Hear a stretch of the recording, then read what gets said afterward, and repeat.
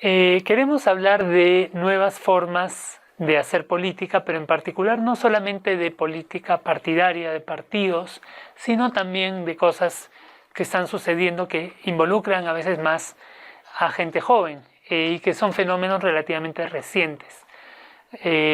Como todos sabemos, buena parte de nuestras vidas hoy en día se estructura en torno al Internet y las redes sociales, y ahí surge algo que ha sido llamada la ciudadanía virtual o la ciudadanía digital, que tiene que ver con la formación de normas de uso de coexistencia entre personas en Internet, ¿no? Cuando uno entra a Internet, uno está interactuando también con otros seres humanos, y hay formas de interacción que surgen de eso, y formas como uno puede normar esa interacción y aplicarlo para otros fines, incluyendo la política. Las redes sociales se han convertido en un nuevo espacio de socialización y de formación de la opinión pública, ¿no?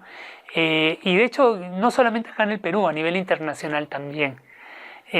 Por ejemplo, para dar un ejemplo, la primavera árabe del año 2011, estas grandes protestas y caídas de gobiernos que hubo en Egipto, en Tunisia, en Libia, en Siria, se gestaron también a partir de las redes sociales, ¿no? Pero es algo que también en el Perú más y más las redes sociales y el Internet se vuelven una parte importante de la política, en particular en lo que concierne a los jóvenes. Ahí podemos pensar un poco en algunos conceptos de unos sociólogos, Anthony Giddens y Zygmunt Bauman, en particular Zygmunt Bauman, un sociólogo polaco, que él hablaba de algo llamado la modernidad líquida, ¿no? Que el mundo contemporáneo se había vuelto, a diferencia de antes de estos fenómenos, antes de la globalización y antes del Internet, el mundo era quizás un poco más sólido, las relaciones eran más duraderas, las estructuras eran un poco más firmes, las estructuras sociales. Hoy en día lo que tenemos es mucho cambio fugaz, repentino, constante y sin pausa. Todo está cambiando constantemente. Es un mundo más líquido que sólido, ¿no? Las estructuras del tiempo y del espacio quedan un poco desarticuladas por la liquidez. Todo está en un estado de flujo continuo. Y la Internet es la mejor prueba de esta ruptura del espacio y del tiempo. Y esto ha facilitado también un encuentro mayor entre los individuos. No necesariamente lleva a la pérdida de las relaciones sociales, sino que ya el encuentro físico no es lo más imprescindible. Uno puede encontrarse con otras personas mediante Internet en tiempo real, aún personas que pueden estar ubicadas en espacios lejanos. Uno puede cambiar de amistades, uno puede cambiar de identidad mediante Internet, mediante las redes sociales, mediante digamos, la cultura de consumo internacional, ¿no? Todo esto lleva a una mayor fluidez de las identidades, a una mayor inestabilidad, pero que puede ser también productiva, ¿no? Que puede permitir un cierto impulso hacia el cambio. Eso es importante para hablar de ciudadanía virtual. Pero la otra parte es que tenemos que hablar también de ciudadanía. ¿Qué quiere decir ciudadanía? Definir el concepto. Todos lo hemos escuchado, pero ciudadanía en realidad significa ser ciudadano, significa no solamente ser ciudadano de un país, eso es en el papel. En el papel todos podemos ser ciudadanos peruanos y desde la independencia todos los que vivimos en Perú somos ciudadanos peruanos. Pero en la práctica no siempre fue así.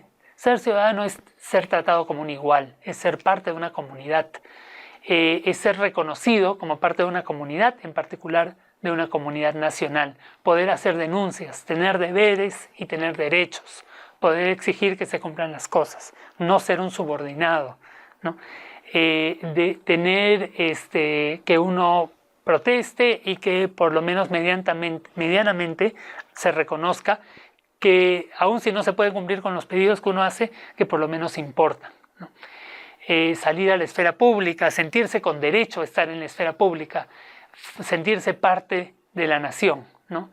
Está muy vinculado a la idea de igualdad. En el Perú no siempre hubo ciudadanía para todas las personas. Buena parte del siglo XIX y buena parte del siglo XX, por ejemplo, los analfabetos no podían votar. Y no es como hoy en día que los analfabetos son de repente menos. En esa época eran la mayoría de la población. No podían votar, no se les escuchaba, se les discriminaba. No solamente los analfabetos, sino en general las personas, por ejemplo, que venían del campo eran discriminadas. Las personas que hablaban otros idiomas como el quechua, como el aymara, como las lenguas amazónicas, eran muy discriminadas. Había una carencia de ciudadanía. Hoy en día hay un poco más de ciudadanía de lo que había antes. Pero la ciudadanía también se está expresando en las redes, en el mundo virtual, y a veces se puede pasar de las redes sociales de Internet, de las redes sociales virtuales, a la protesta en las calles, ¿no? Y en los últimos años han habido ejemplos de eso, así como mencioné en el mundo árabe hubo la primavera árabe, esas grandes protestas que empezaron a partir de la coordinación en redes sociales.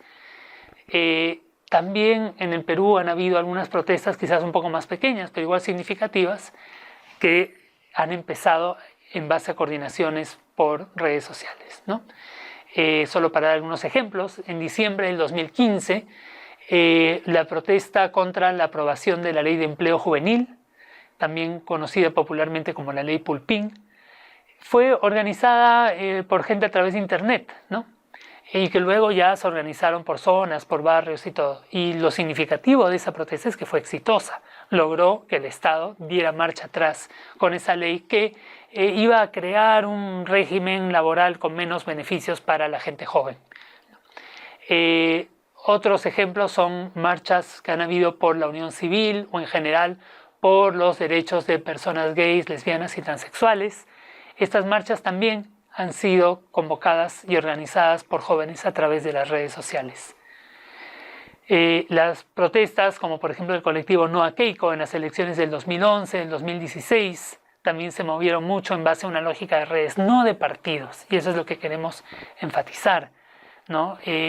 Si bien los partidos se han debilitado, hoy en día se han fortalecido las redes sociales, los colectivos y las redes formadas en Internet. También las protestas del 2013 contra la famosa repartija, ¿no? la división de los magistrados del Tribunal Constitucional, directores del Banco Central de Reserva y la Defensoría del Pueblo entre distintas agrupaciones políticas, fue rechazada por estos colectivos y tuvo también cierto impacto en las políticas públicas. Entonces vemos que si bien los partidos se han debilitado, y eso es un problema para el país, ¿no? Porque permite que la política sea superficial, cortoplacista, pero no todo está perdido porque hay estas nuevas formas de ejercer ciudadanía, de ejercer pertenencia en la nación a través de las redes sociales. Gracias.